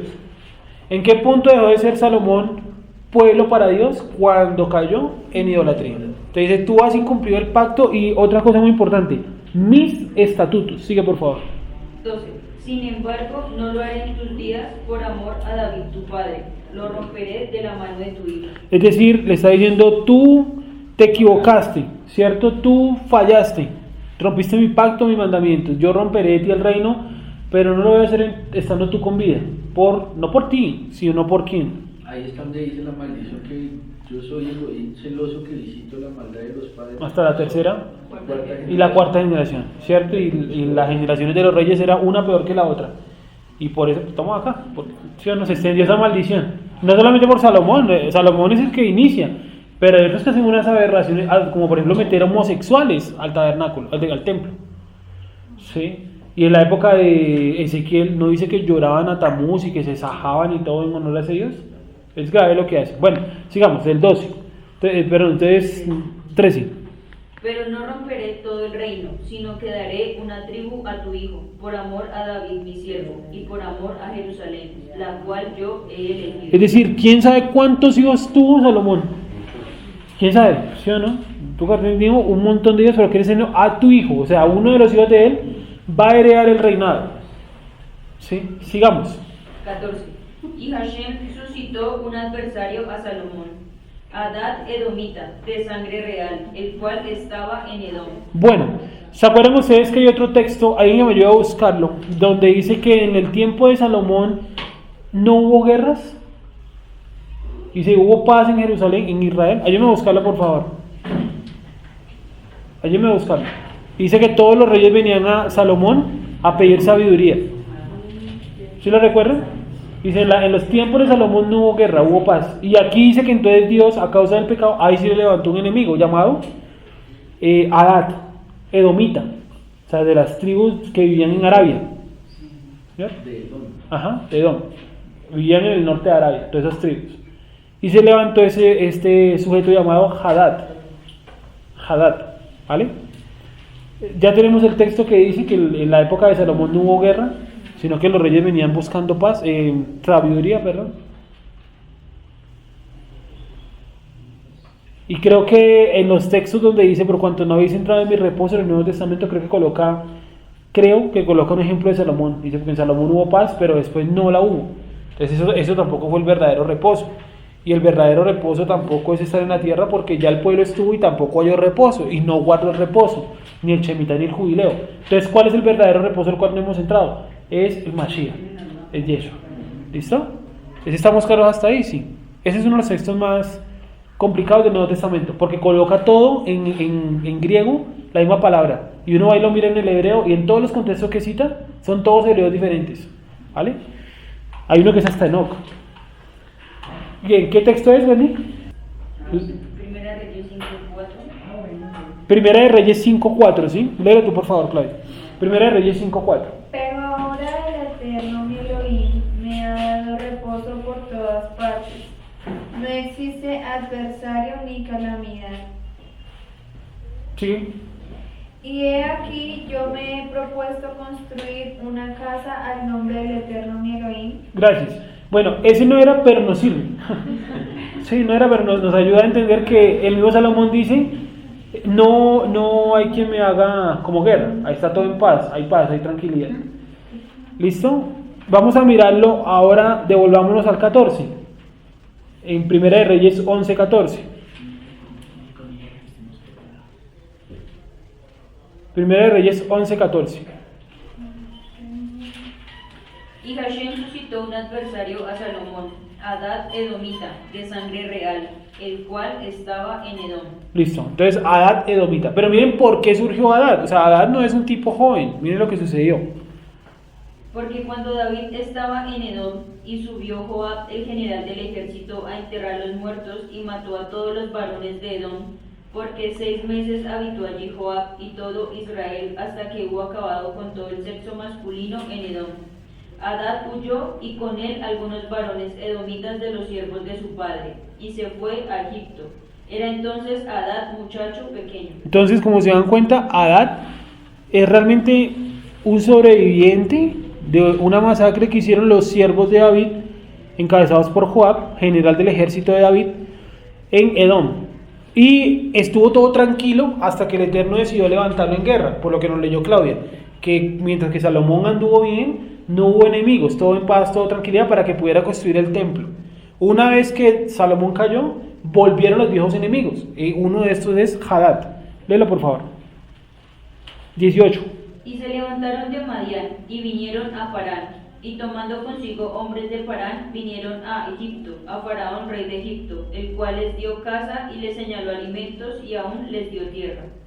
Y halló Hadad gran favor delante de Faraón, el cual le dio por mujer la hermana de su esposa, la hermana de la reina Tapenes. Y la hermana de Tapenes le dio a luz su hijo Genubat, al cual destetó Tapenes en casa de Faraón, y estaba Genubat en casa de Faraón entre los hijos de Faraón. Y oyendo Hadad en Egipto que David había dormido con sus padres y que era muerto Joab, general del ejército, Hadad dijo a Faraón: déjame ir a mi tierra. Faraón le respondió: ¿por qué? ¿Qué te falta conmigo que procuras irte a tu tierra? Él respondió: nada, con todo te ruego que me dejes ir. Elohim también levantó por adversario contra Salomón a Rezón, hijo de Eliada, el cual había oído de su amo Hadad Ezer, rey de Soba, y había juntado gente contra él y se habían hecho capitán de una compañía, cuando David deshizo a los de Soba. Después fueron a Damasco y habitaron allí, y le hicieron rey en Damasco. Y fue adversario de Israel todos los días de Salomón, y fue otro mal con el de Hadad, porque aborreció a Israel y reinó sobre Siria. También Jeroboam, hijo de Nabat, efrateo de Sereda, siervo de Salomón. Listo. Cuya madre... Vamos hasta ahí. Entonces Salomón tiene los siguientes enemigos. El primero, ¿cómo se llama, Wendy? El que se fue a Egipto y cuando era un niño, Hadad, ¿cierto? Hadad. El segundo, con N al final, ¿sí? Rezón. Y el tercero, este que nos vas a leer, Jeroboam. Este es el más importante de los enemigos de Salomón. Vamos a mirar qué pasó con Jeroboam. Ya vimos que todos estos enemigos que están surgiendo fueron gente que quedó viva de campañas militares de David, ¿cierto? Fueron sobrevivientes. Estuvieron tranquilos un tiempo, pero cuando el Eterno abandonó a Salomón, empezaron a aparecer estos enemigos. El primero de ellos fue Hadad, el segundo Rezón. Y ahora vamos a ver a Jeroboam, que es la persona que vamos a mencionar mucho en esto de las dos casas. Dale, Wendy, por favor. 26. También Jeroboam, hijo de Nabat, efrateo de Sereda, siervo de Salomón, cuya madre se llamaba Serúa, la cual era viuda, alzó su mano contra el rey. Bueno, ojo con eso. Este sujeto llamado Jeroboam, ¿de qué tribu era? Era efrateo, o sea, era de la tribu de Efraín, ¿vale? Era de la tribu de Efraín. Y es el que empieza la revolución en contra de Salomón. Estos dos sujetos de acá, tanto Hadad como Rezón, ellos son extranjeros. Este es edomita y el de abajo es damasceno, o sea, de Damasco, asirio. Asirio, y arriba tenemos entonces un edomita. Pero este señor, Jeroboam, es una persona hebrea, ¿cierto? De la tribu de Efraín. ¿Qué motivaba a Jeroboam para...? Ya lo vamos a leer, ahí lo dice. ¿Cómo dice Wendy? 27. La causa por la cual Ahí él está. alzó su mano contra el rey fue esta: Salomón, edificando a Milo, cerró el portillo de la ciudad de David su padre. Y este varón Jeroboam era valiente y esforzado, y viendo Salomón al joven que era hombre activo, le encomendó todo el cargo de la casa de José. Aconteció pues en aquel tiempo que saliendo Jeroboam de Jerusalén, le encontró en el camino el profeta Ahías Silonita, y este estaba cubierto con una capa nueva, y estaban ellos dos solos en el campo. Entonces ya había una pequeña rencilla entre Jeroboam y las acciones de Salomón. Cuando Salomón está construyendo lo que dice ahí, Milo, ¿cierto? Cierra uno de los pórticos de la ciudad de David. Parece que el papá de Jeroboam tenía algún tipo de negocio en esa puerta, mercadero, lo que sea. Y pues él quedó con eso y dijo, bueno, nos quitaron el negocio. Pero miren que su rencilla va a ser apoyada o va a ser desarrollada por esta profecía que le lanza Ahías, que es el profeta en la época de Salomón. En la época de David, ¿quién fue el profeta? Primero Samuel, no, perdón, disculpen. Sí, primero Samuel y después el otro profeta, ¿quién fue? Natán, ¿cierto? Natán. En la época de Samuel, ¿quién fue el profeta? Ah, ya lo dije. En la época de Saúl, el profeta fue Samuel. Lo dije al revés. ¿Listo? Wendy, sigamos. Entonces, miren lo que sucedió. Estamos, Jessica, en Primera de Reyes 11, 30. Y tomando Ahías la capa nueva que tenía sobre sí, la rompió en 12 pedazos. Y dijo a Jeroboam: toma para ti los 10 pedazos, porque así dijo Hashem, Elohim de Israel: he aquí que yo rompo el reino de la mano de Salomón, y a ti te daré 10 tribus. Y él tendrá una tribu por amor a David mi siervo, y por amor a Jerusalén, ciudad que yo he elegido de todas las tribus de Israel, por cuanto me han dejado y han adorado a Astoret, diosa de los sidonios. O sea que ya el pecado de Salomón ya también había pasado al pueblo, obvio. El pueblo se va a comportar tan mal como sus dirigentes, lógico. Si usted viera al presidente de una nación, cierto, que hace cierto crimen, usted diría, pues si al presidente no le hicieron nada, pues a mí tampoco me van a hacer nada, porque si el tipo tiene que respetar la ley y no la respeta, pues porque yo la respetaría. Entonces lo mismo, si ustedes ven a Salomón, que tiene fama de ser muy muy sabio, y está adorando a otros dioses, pues yo también hubiera dicho, pues si este man adora a esos dioses son los de verdad, supongo yo, ¿no? Porque es el hombre más sabio, rey de Israel, sacerdote en la mano, construyó la casa de Dios, mejor dicho, es prácticamente imposible no creerle. ¿Sí? Sigamos. A Quemos, dios de Moab, y a Moloc, dios de los hijos de Amón. Los tres que mencionó atrás, Milcom, Quemos y Moloc. Sí. Y no han andado en mis caminos para hacerlo recto delante de mis ojos, y mis estatutos y mis decretos, como hizo David su padre. Porque David nunca cayó en idolatría. Aquí no está acusando de otro tipo de transgresión a Salomón. Está comparando a Salomón y a David en cuanto a la idolatría, o en cuanto a servir a otros dioses. 34. Pero no quitaré nada del reino de sus manos, sino que lo retendré por rey todos los días de su vida, por amor a David mi siervo, al cual yo elegí y quien guardó mis mandamientos y mis estatutos. Entonces un profeta le dice a un efraimita o a un efrateo, los dos términos están bien, le dice, yo voy a entregar en tus manos 10 tribus y otras 2 van a quedar en el hijo de Salomón. Y dice, yo voy a romper el reino, pero no lo romperé estando Salomón en vida, por amor a mi siervo David. ¿Qué más dice? Pero quitaré el reino de la mano de su hijo y lo daré a ti, las 10 tribus. Y a su hijo daré una tribu, para que mi siervo David tenga lámpara todos los días delante de mí en Jerusalén, ciudad que yo me elegí para poner en ella mi nombre. Yo, pues, te tomaré a ti y tú reinarás en todas las cosas que deseare tu alma, y serás rey sobre Israel. Y si prestares oído a todas las cosas que te mandare, y anduvieres en mis caminos, e hicieres lo recto delante de mis ojos, guardando mis estatutos y mis mandamientos como hizo David mi siervo, yo estaré contigo y te edificaré casa firme, como la edifiqué a David, y yo te entregaré a Israel. O sea, también el profeta le lanzó una promesa. Eso no es una profecía, es una promesa. Si tú cumplieres, ¿cierto? Si tú cumplieres, y si prestares oído a todas las cosas que te mandare. Sigue, por favor. 39. Y yo afligiré a la descendencia de David a causa de esto, mas no para siempre. Por esto Salomón procuró matar a Jeroboam, pero Jeroboam se levantó y huyó a Egipto, a Sisac, rey de Egipto, y estuvo en Egipto hasta la muerte de Salomón. O sea, los egipcios eran expertos en recibir enemigos de Israel, ¿cierto? Enemigos internos o de otras naciones, los acogían allá. Entonces, entendimos por qué era entonces el problema entre Salomón y Jeroboam. Era un problema que había empezado con una rencilla a causa de que le cerraron el pórtico en la ciudad de David, y luego esa rencilla fue alimentada porque vino el profeta Ahías Silonita y le entregó una profecía de parte del Eterno, donde le decía que le iba a entregar las 10 tribus, ¿cierto? Que iba a guardar una, pero que eso no lo iba a hacer estando vivo Salomón. Entonces Salomón se enteró de eso. ¿Quién sabe quién le habrá contado? Supongo yo que el mismo profeta Ahías. Y luego, ¿qué trató de hacer Salomón? El 40. Son las 12 porque 10 para Jeroboam y uno para Leví y la otra. La tribu de Leví. Lo que pasa es que no la está contando porque está haciendo conteo como de los terrenos. Sí, entonces está contando 10, ¿cierto? 11 con la tribu de Judá y 12 sería la tribu de Leví, ¿vale?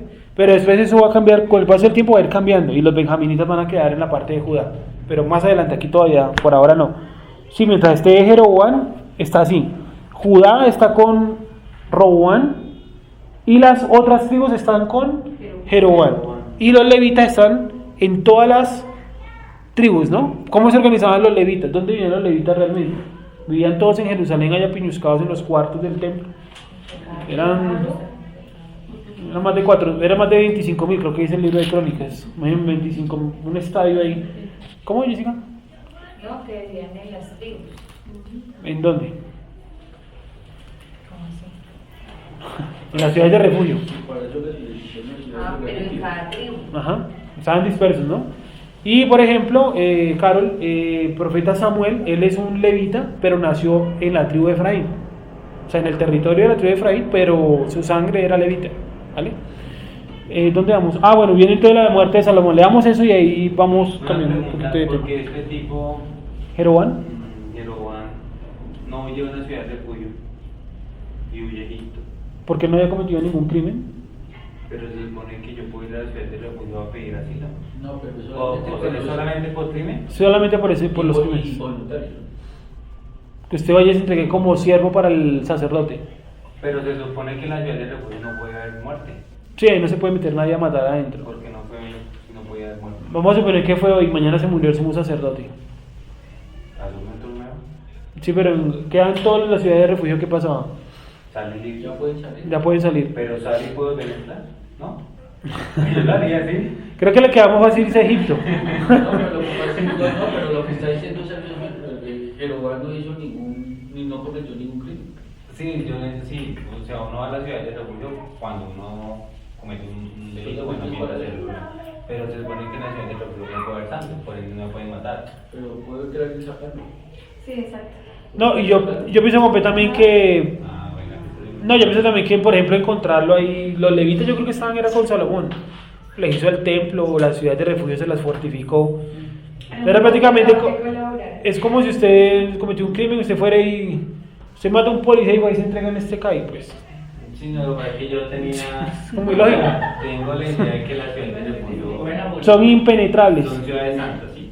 Ah, no. Sí, pero que digamos que en esas ciudades como que los levitas obran de una manera correcta, o sea, como que no están contaminados con eso.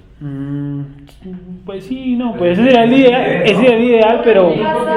Porque es que hay una parte donde dice también que si alguien que entra a esa ciudad de refugio y efectivamente sí cometió el delito, los ancianos juzgan, van y lo sacan. A la puerta de la ciudad, y ahí lo ajustician. ¿Cuál será la justicia? Sí.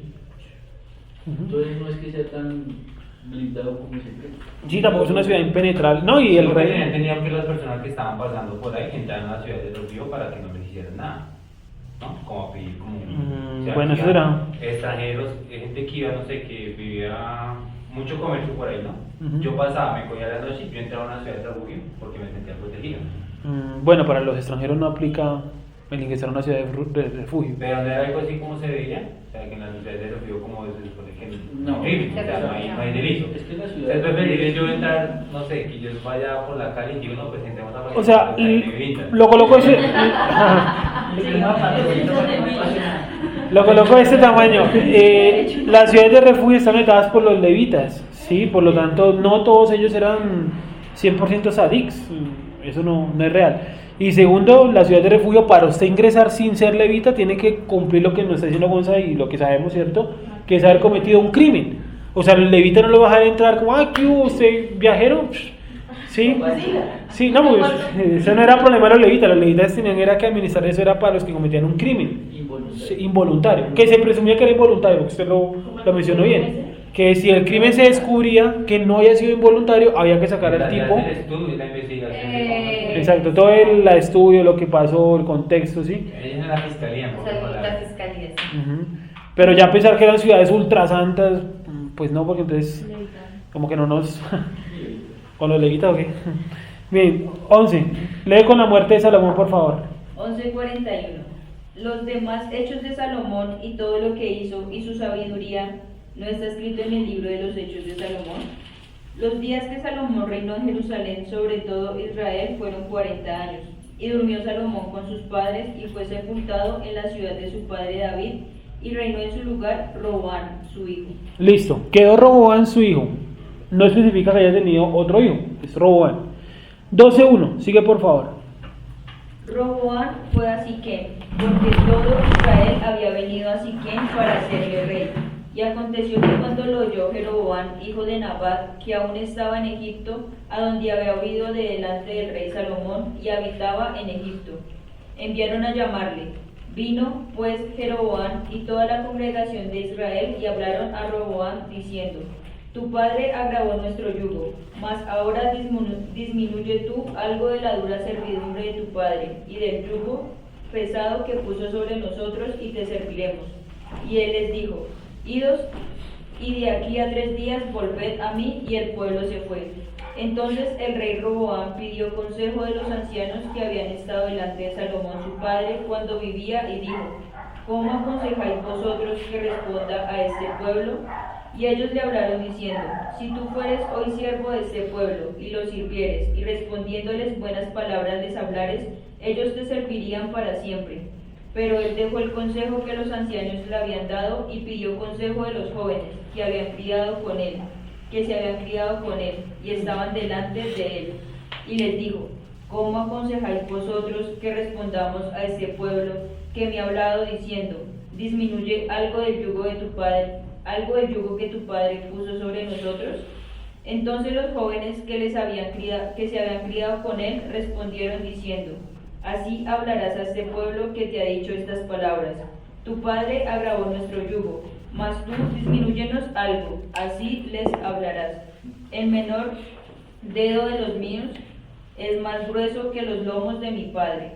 Ahora pues mi padre os cargó de pesado yugo, mas yo añadiré a vuestro yugo. Mi padre os castigó con azotes, mas yo os castigaré con escorpiones. Al tercer día vino Jeroboam con todo el pueblo a Roboam, según el rey lo había mandado, diciendo: Volved a mí al tercer día. Y el rey respondió al pueblo duramente, dejando el consejo que los ancianos le habían dado. Y les habló conforme al consejo de los jóvenes, diciendo: Mi padre agravó vuestro yugo, pero yo añadiré a vuestro yugo. Mi padre os castigó con azotes, mas yo os castigaré con escorpiones. Y no yo el rey al pueblo, porque era designio de Hashem para confirmar la palabra que Hashem había hablado por medio de Ahías, silonita, a Jeroboam, hijo de Nabat. Cuando todo el pueblo vio que el rey no les había oído, le respondió estas palabras diciendo: ¿qué parte tenemos nosotros con David? No tenemos heredad en el hijo de Isaí. Israel a tus tiendas, provee ahora en tu casa, David. Entonces Israel se fue a sus tiendas. Pero reinó Roboam sobre los hijos de Israel que moraban en las ciudades de Judá. Y el rey Roboam envió a Doram, que estaba sobre los tributos, pero lo apedreó todo Israel y murió. Entonces el rey Roboam se apresuró a subirse en un carro y huir a Jerusalén. Así se apartó Israel de la casa de David hasta hoy. Y aconteció que oyendo todo Israel que Jeroboam había vuelto, enviaron a llamarle a la congregación y le hicieron rey sobre todo Israel, sin quedar tribu alguna que siguiese la casa de David, sino solo a la tribu de Judá. Y ahí viene. Y cuando Roboam vino a Jerusalén, reunió toda la casa de Judá y a la tribu de Benjamín, 180,000 hombres, guerreros escogidos, con el fin de hacer guerra a la casa de Israel y hacer volver el reino de Roboam, hijo de Salomón. Pero vino palabra de Hashem a Semaías, varón de Elohim, diciendo: Otro profeta que no tiene su escrito, ¿no? Apenas aparece acá. Habla a Roboam, hijo de Salomón, rey de Judá, y a toda la casa de Judá y de Benjamín y a los demás del pueblo, diciendo: Así ha dicho Hashem: no vayáis ni peleéis contra vuestros hermanos los hijos de Israel. Volveos cada uno a su casa, porque esto lo he hecho yo. Y ellos oyeron la palabra de Elohim y volvieron y se fueron, conforme a la palabra de Hashem. ¿Listo? Entonces, ya estaban listos para la guerra, una guerra civil, y Dios les dice: no, ¿para qué van a ir a la guerra? Si yo fui el que hice todo esto, devuélvase cada uno para su casa. Y eso se quedó así, y efectivamente todos se devolvieron, y pues viene la historia que vamos a continuar viendo en la otra clase. Pero bueno, por ahora vamos a recordar lo siguiente. Entonces, reyes de la nación, faltó acá arriba la palabra reyes.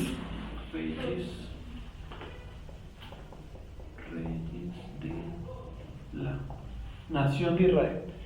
¿Cuántos reyes tuvo la nación de Israel? Solamente 3, ya lo hemos dicho: Saúl, David y Salomón. Bueno, en Salomón entonces el reino se parte en dos. Por un lado tenemos a Roboam, hijo de Salomón, ¿cierto? El cual era, por supuesto, judío. Jeroboam, que es enemigo de Salomón, el cual es efraimita o efrateo. Tanto que si leemos el 25, mira lo que dice, por favor, Wendy, 12:25. Entonces reedificó Jeroboam a Siquem en el monte de Efraín Ahí y está. habitó en ella. Y saliendo de allí reedificó a Penuel. Ahí está, entonces él empezó a reedificar en la tribu de Efraín, en los territorios de Efraín. Podemos mirar un momentico los que tienen la carpeta ahí en la mano, pueden mirar un segundo en el mapa de la página número 5, creo, 5 sí, donde ustedes encuentran la tribu de Efraín. En el mapa de la mano izquierda, ahí no está señalado, pero les voy a más o menos como una ubicación para que tengan ahí presente. Entonces, ¿sí ven dónde está el nombre de Efraín? ¿Sí lo ven ahí? Donde está la letra H, por ahí más o menos es el monte de Efraín, del nombre Efraín, ¿sí? Por ahí más o menos es el monte de Efraín, y por ahí fue donde él empezó a reedificar ciudades en la tribu de Efraín, ¿vale? Cerca de la letra H del nombre. Solamente que aquí no están las ciudades que él reedificó, porque esto fue tiempo atrás. Esto es de la época de Josué, este mapa, no es de la época de los reyes. Por lo tanto, pues no tiene las ciudades porque no existían, por eso él las reedificó. Bien, entonces tenemos por un lado a Roboam y tenemos por otro lado a Jeroboam. Quiero que quede claro que Jeroboam es una persona del pueblo, es un hebreo, pero él pertenece a la tribu de Efraín. Y está Roboam, obvio, es hijo de Salomón, pues obviamente es un judío. ¿Listo? Rápidamente, ¿qué podemos ver en la historia? Roboam, todo el pueblo le iba a coronar como rey, pero la gente tenía la esperanza que le disminuyeran ¿qué? Los impuestos. O sea, desde tiempos antiguos los impuestos han venido causando a toda la humanidad ciertos molestias, se han causado rebeliones, se han causado protestas, cambios de gobiernos, etcétera, etcétera, etcétera. Si ustedes se dan cuenta, por ejemplo, la independencia de Colombia se dio principalmente porque los gremios de trabajadores aquí en Colombia, los artesanos y demás, no querían pagar más impuestos, ¿sí? Se organizaron una revuelta, ¿cierto? Aparece Simón Bolívar, los caudillos, pero la principal molestia fueron los impuestos. Y ya se ha ocasionado unos años antes de Simón Bolívar, con Manuela Beltrán y los comuneros, que no querían pagar más impuestos. Y se vinieron caminando desde Popayán hasta Bogotá, ¿cierto? Aquí en Bogotá el cura de la ciudad los traiciona, le dice, yo ya arreglé los impuestos, váyanse para su casa. Cuando llegan a la casa se encuentran que el cura arregló fue que les metieran otro impuesto a favor de la Iglesia Católica. Entonces los manes se revolucionan, los terminan a todos pues fusilando, ¿no? Entonces, como siempre, los impuestos causan un problema y aquí es lo mismo. Entonces le dicen, no, Roboán, ¿qué tal si nos baja un poco los impuestos? Vea que su papá como que fue muy duro con eso de las cargas tributarias. Y él no sabe qué hacer. Él dice que va y pide consejo, ¿no? Vuelvan dentro de 3 días. A los primeros que consultan son a los sabios que ayudaban o aconsejaban a Salomón. Y ellos le dicen, no, Roboán, si usted disminuye los impuestos, esta gente le va a servir a usted. Pero él no contento con eso, va y pide ayuda o consejo a los que se criaron con él, o sea, a los amigos de él, ¿cierto? Es como la política hoy en día, la política no es vieja, ahí está también, ¿cierto? Sí, nombró a sus amigos, los nombró entonces, como aquí en Colombia, ¿no? Entonces la vicepresidenta en el avión, ¿cierto? El ministerio de no sé qué es amigo del man, el fiscal creció con él, estudiaron juntos, es igual. ¿Cierto? Entonces los amigos que le dijeron, no, que les va a disminuir los impuestos, ¿sí o no? Al contrario, dígales que un dedo suyo es más pesado que todos los lomos, ¿cierto? De Salomón. O sea, que lo que hizo Salomón, usted lo va prácticamente a la 10ª potencia. Y que si él los oprimió con latigazos, creo que dice así, usted lo va a oprimir con escorpiones. Pues él toma ese consejo malo, va y le dice eso al pueblo, y el pueblo ¿qué le dice? ¿Y qué tiene que ver con nosotros los judíos? ¿Qué tiene que ver la casa de David con nosotros? Pues vámonos todos a nuestra tienda. Y entonces no sirvamos a estos males. ¿Qué hace rápidamente Roboán como para restaurar el orden? Les manda al cobrador de impuestos, ¿cierto? Al man de la aduana, no sé cómo se llamará ese cargo, bueno, el cobrador de impuestos general, y lo apedrean. O sea que la gente estaba cansada de la carga tributaria. Sí, eso es muy interesante, porque podría uno hasta dar ahí una enseñanza como desde la antigüedad. Los pueblos siempre se han revolucionado en contra de los impuestos. Bueno, entonces aquí llegan ellos, se revolucionan por eso, y finalmente se devuelven todas a sus tribus, y las tribus de Israel, sin contar la tribu de Judá y la tribu de Benjamín, nombran un nuevo rey que es Jeroboam. Mientras que Benjamín y la tribu de Judá están juntas y están firmes con Roboam. ¿Vale? Hasta ahí está claro como la historia que hemos dicho. ¿Vale? Ahora, quiero que miremos esto antes de terminar. Y es, listo, ahí el Eterno profetizó. Anoten esto, porque esto es como importante que lo tengamos ahí a la mano. El Eterno profetizó, o les dice, tranquilos muchachos que yo soy el que estoy organizando todo eso, no haya guerra entre ustedes, vuélvanse todos hicieron caso, es decir, aquí encontramos que todavía las 12 tribus tienen temor del Eterno, porque las tribus de Israel y Judá y Benjamín se devuelven cada uno a su casa, ¿cierto? Pero vamos a mirar qué empezó a hacer Jeroboam. Vamos a empezar ahí mismo en el 26, Wendy, por favor. Y dijo Jeroboam en su corazón, ahora se volverá el reino a la casa de David. Es decir, él dijo, ojo porque la gente que yo tengo a mi cargo va a seguir ligada con Jerusalén y va a seguir ligada con los judíos, porque en Jerusalén hay algo muy importante. ¿Qué está ubicado en Jerusalén? Bueno, ¿qué estaba?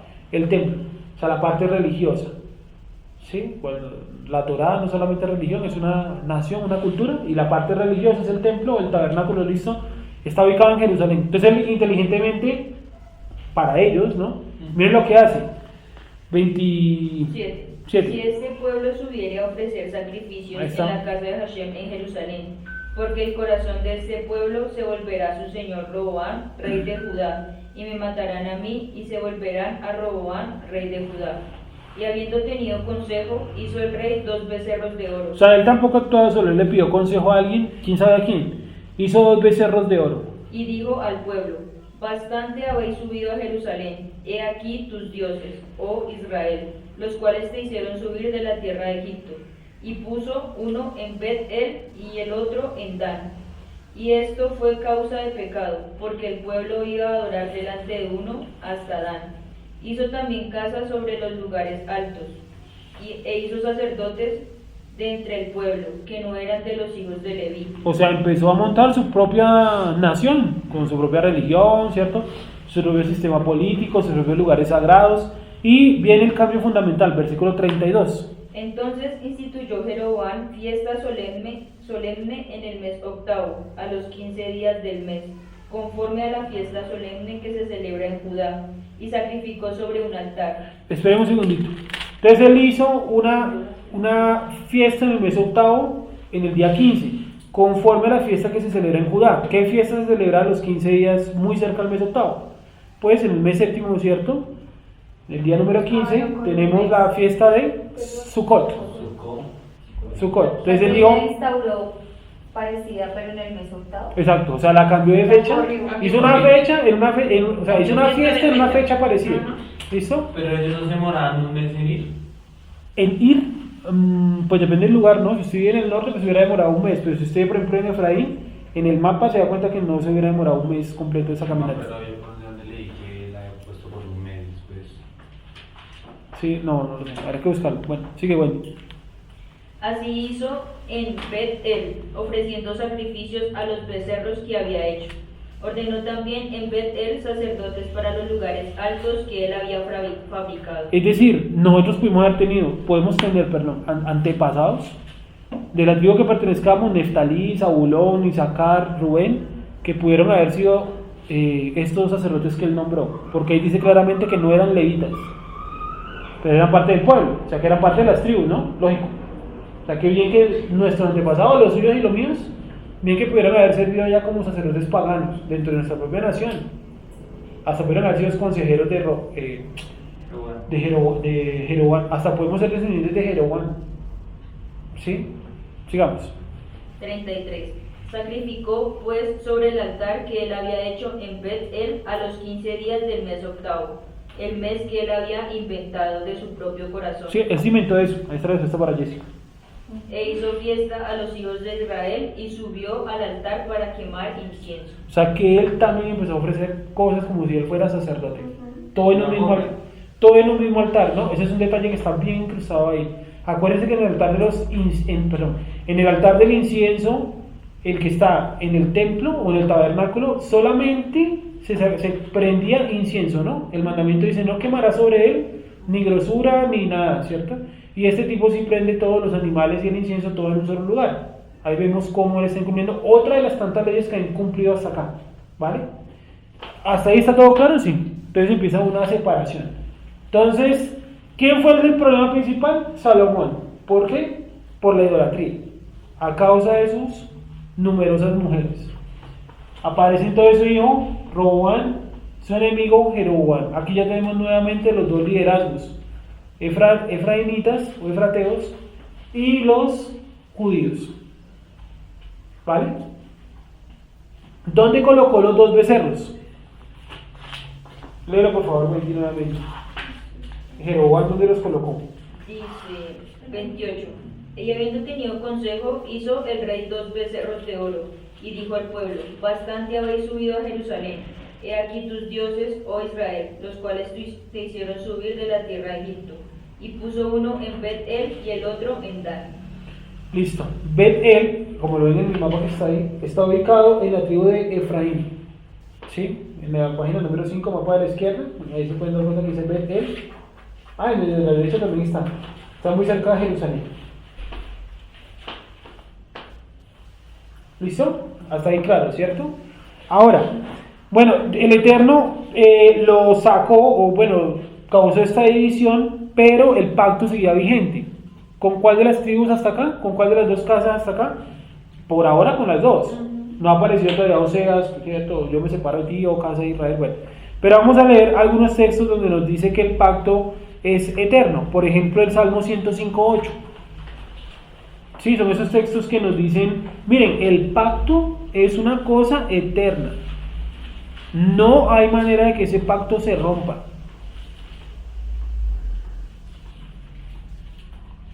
Salmo 105:8. ¿Cómo dice Wendy? El 8 hasta el 10, por favor. Se acordó para siempre de su pacto, de la palabra que mandó para 1000 generaciones, la cual concertó con Abraham, y de su juramento a Isaac, La estableció Jacob por decreto, a Israel por pacto sempiterno. ¿Sí? Entonces él para siempre es ese pacto, porque el pacto no lo hizo él con Salomón, ni mucho menos con Roboam ni con Jeroboam. Él hizo fue el pacto con Abraham y se lo pasó por justicia, y dice, ¿no?, a Isaac, y por decreto a Jacob. Entonces el pacto, como no está hecho con ninguno de ellos, el pacto está vigente porque el pacto fue con Abraham y el pacto ya quedó así. Lee por favor hasta el 10, o ya leíste hasta el 10. ¿Ya? Vale. Lee por favor a otra persona, a ver, Geraldine, Jeremías 31:31. La señora Beatriz, Primera de Crónicas 16:14. ¿Listo? Eso por ahora. Ese fue Salmo 105 del 8 al 10. ¿Cómo dice Jeremías 31:31? He aquí que vienen días, dice Yahweh, en los cuales haré nuevo pacto con la casa de Israel y con la casa de Judá. O sea, el pacto sigue incluyéndolos, la renovación del pacto, perdón, sigue incluyendo a los descendientes de Abraham, así se hayan partido en dos casas. Sí, el pacto es indefectiblemente eterno. Vamos a leer otro. Primera de Crónicas 16:14. Sí, Primera de Crónicas 16:14 hasta el 20. Hashem, Él es nuestro Elohim. Sus juicios están en toda la tierra. Él hace memoria de su pacto perpetuamente y de la palabra que Él mandó para 1000 generaciones, del pacto que concertó con Abraham y de su juramento a Isaac, el cual confirmó a Jacob por estatuto y a Israel por pacto sempiterno, diciendo: a ti daré la tierra de Canaán, porción de tu heredad, cuando ellos eran poco en número, pocos y forasteros en ella, y andaban de nación en nación y de un reino a otro pueblo. Listo, vamos a verlo hasta ahí. Entonces se dan cuenta, este texto es el mismo que nos leyó Wendy, ¿cierto? Creo que incluso arriba lo dice. Si ustedes se dan cuenta, bueno, en la Reina Valera 60 veo que dice el título, Salmo de Acción de Gracia de David, y abajo está, dice Salmo 105, del 1 hasta el 15. Es decir, es el mismo texto que nos acabó de leer Wendy allá. Y vamos a leer Ezequiel 16:60. Entonces acuérdense, el pacto es eterno porque el pacto lo hizo Dios con Abraham, no lo hizo con Salomón, no lo hizo tampoco con Jeroboam, no, lo hizo con el antepasado que es Abraham. Y ese pacto es, como lo dice el texto, como en 2 ocasiones, sempiterno, para siempre. El pacto Dios lo mandó para 1000 generaciones. Y si las generaciones son de 70 y multiplicamos 70 por 1000, 70.000. O sea, eso para siempre. De historia humana apenas van 5.900 algo, entonces no tiene sentido que la gente diga que el pacto ya no existe, o que Jesús cogió y lo sacó del pacto. Entonces no es el Mesías. Qué belleza, ¿sí o no? Ezequiel 16:60. Jessica. Antes yo tendré memoria de mi pacto que concerté contigo en los días de tu juventud. Dame un segundito.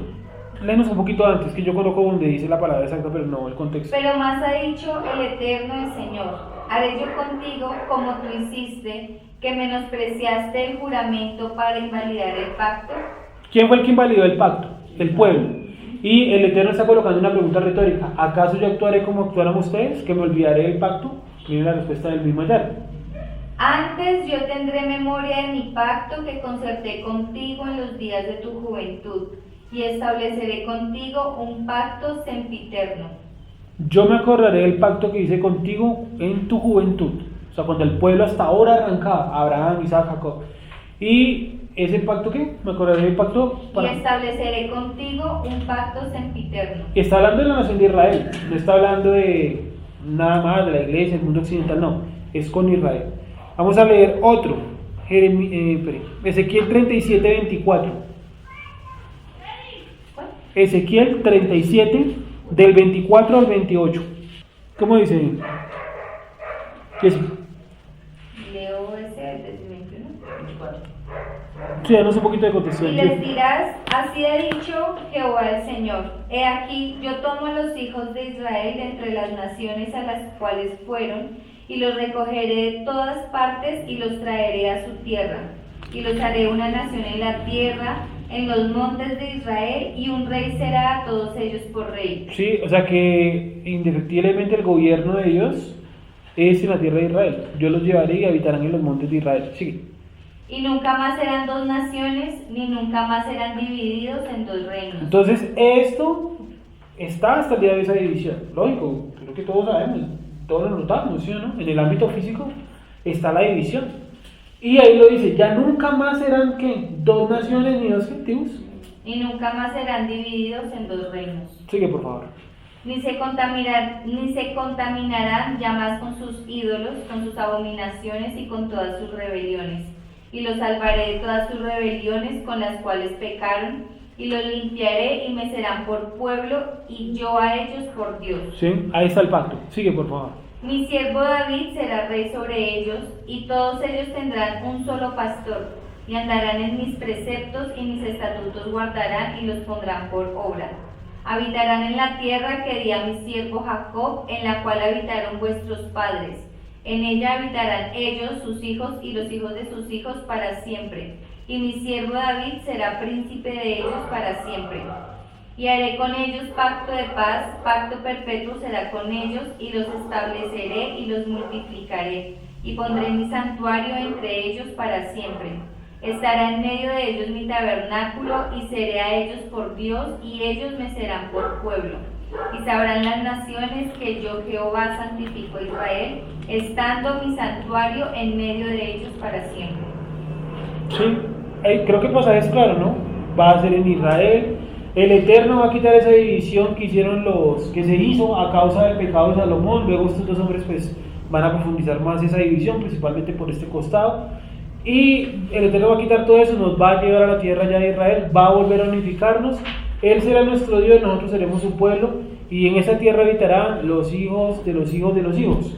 Sí, los multiplicará, y será eso, según lo que dice el texto, para siempre, ¿no? Y vamos a terminar con Isaías 59. Con este terminamos. 59, esperen un segundito. 12 hasta el 21.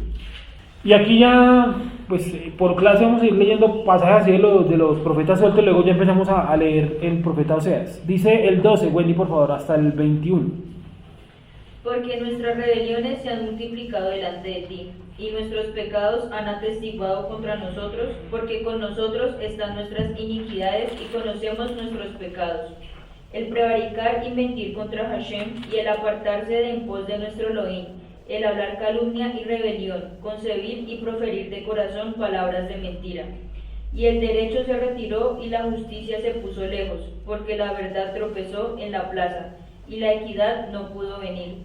Y la verdad fue detenida, y el que se apartó del mal fue puesto en prisión, y lo vio Hashem, y desagradó a sus ojos, porque pereció el derecho. Y vio que no había hombre, y se maravilló que no hubiera quien se interpusiese, y lo salvó su brazo, y le afirmó su misma justicia. Pues de justicia se vistió como de una coraza, con yelmo de salvación en su cabeza, tomó ropas de venganza por vestidura, y se cubrió de celo como de manto. ¿Se acuerdan lo que enseña Pablo de la armadura de Dios? ¿De dónde lo sacó? Lo sacó de este texto. Entonces uno era, es que él se está imaginando un soldado romano. Sí, fue de este texto. Sigue, porque creo que incluso aquí lo coloca, ¿no? Efesios 6, sí, creo que sí. 18. Como para vindicación, como para retribuir con ira a sus enemigos, y dar el pago a sus adversarios. El pago dará a los de la costa.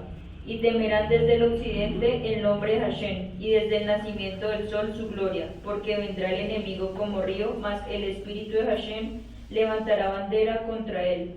Y vendrá el Redentor a Sión, y a los que volvieren de la iniquidad en Jacob, dice Hashem. Ojo, vendrá el Redentor a Sión, o sea, el Mashiach, ¿cierto? Y dice, y a los que se volvieren de la iniquidad en Jacob, dice el Eterno. O sea, el siguiente versículo, el 21, es solamente para los que han vuelto o van a volver de la iniquidad. ¿Y a qué les dice a los que han vuelto o los que van a volver de la iniquidad?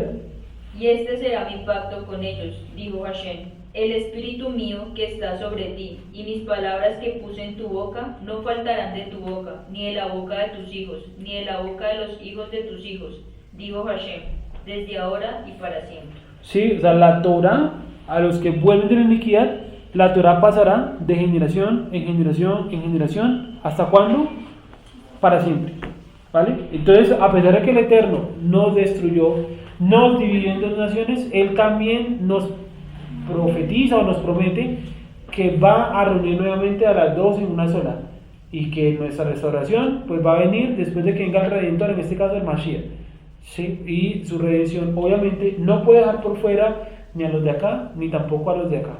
Hoy en día la división está, ¿cierto? Los judíos están en el plan de lo que leímos la vez pasada en Ezequiel: no se acerquen al Eterno, eso es solo cuestión de nosotros, ustedes solamente 7 leyes de Noé, ¿para qué cumplen más? Y acá estamos en el cuento de Jeroboam: inventémonos un calendario, hagamos otra fiesta, hagamos la nuestra. ¿Para qué Jerusalén y para qué los judíos? Si nosotros podemos hacer lo mismo, lo de nosotros por aparte. Eso es hasta el día de hoy, ¿no? Sí, bien. ¿Hasta ahí alguna pregunta? ¿No? ¿Todo claro? Vamos a hablar entonces. Ahí seguimos la siguiente clase con este tema que es larguito.